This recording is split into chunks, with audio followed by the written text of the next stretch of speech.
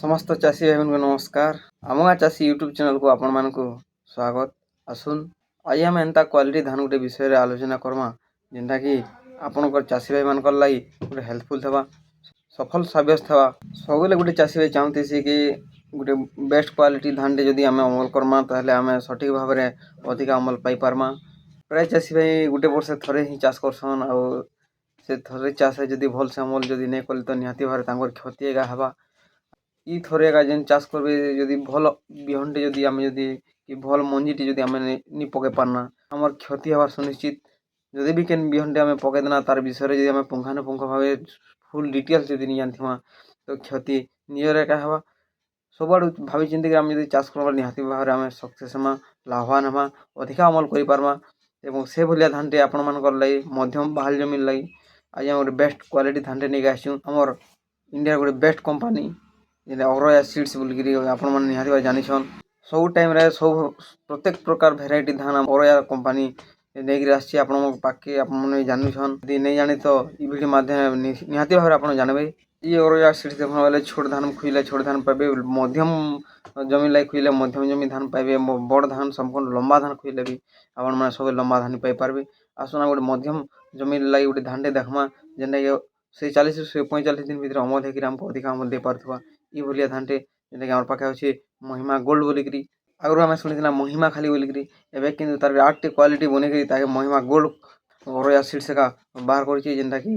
गोटे best quality धानटे समस्त अधिका धान हो पारे रोग पोक शक्ति भी भरपूर मात्रा रहीबार अच्छे जेनटा कि आपण मैंने सढ़ा देखुन कि महिषा देखुन कि पत्रपोड़ा देखुन ई प्रकार विभिन्न प्रकार रोग मैंने ताकि जल्दी अटैक कर नहीं पारन बहुत सहबार शक्ति रही है। धान गज खेणा देखा बेले मोटा मोटा दाना हेबा लंबा लंबा खेणा हेबा एवं ओजनदार दाना हेबा निहाती भाव आपण यदि गोटे बस्तार भरले तो 50 केजी प्लस हेबा तलके नहीं आसे एत मात्रा तार ओजनटा रोचे धान क्वालिटी से सब चाषी भाई मान पसंद हो पारे जे जो थरे कला धान के तो निहाती भाव चाषी मैंने छाड़ी नहीं पार्बार जदि आपण मैंने भी नहीं करवार तो ये धान आप निहाती भाव थरे करके देखुन आम आपन से धान आमर पाखे अच्छे आई आपको देखामु देखी पारे यहाँ से महिमा गोल्ड धान और तार दाना भी आपण मानक आम देखामु जेने आप देखो अरोया सीड्स लिखाई गोटे बेस्ट धान टे देखुन आप देखिपारे इटा का से धान इटा आप चित्र नहीं से इन्हें व्हाइट कलर जरी लगी से धान के आप निहाती भाव देखुन और मोटा दाना रही है पुरुट दाना रही है लंबा लंबा खेण भी ई खेण जेनटा देखुन आप फोटो नहीं से फोटो हेले भी प्रकृत रियलिटी धान खेण सामान प्रकार धान डिजाइन रही धान भी केते सॉफ्ट रही केते सफा रही केते क्वालिटी रही केते पुरुट होचे केते ओजन रहबा आपण माने निहाती भाव जानि परथे 6 केजी पैकिंग आसवा निहाती भाव आपण माने एकड़ प्रति 18 केजी रे हे जिबा किंतु गुडी चासी भाई के देखा बेले सब बेले 24 केजी धान 6 केजी टा 4 पुड़ा पके पारथिसी निहाती भाव ई भलिया चाष यदि आपण माने करबे तो सक्सेस हेबे। यदि हम अमल के देखा गोटे एकड़ प्रति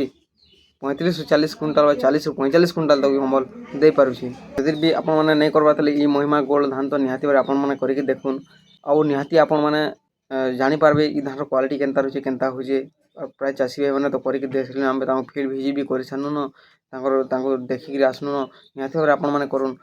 100% लाभवान हेबे और एंता सबले नुआ नुआ बिहन विषय आपण माने जानवा लेले आम गाँ चाषी यूट्यूब चैनल के सब्सक्राइब करुन लाइक करुन कमेंट माध्यम निहाती भाव आपणकर मतामत आमर वीडियो माध्यम जनाऊन आगे आम आर नुआ नुआ वीडियो नहीं आसू आपंकर लगी पुणी भेट एक नुआ वीडियो। धन्यवाद।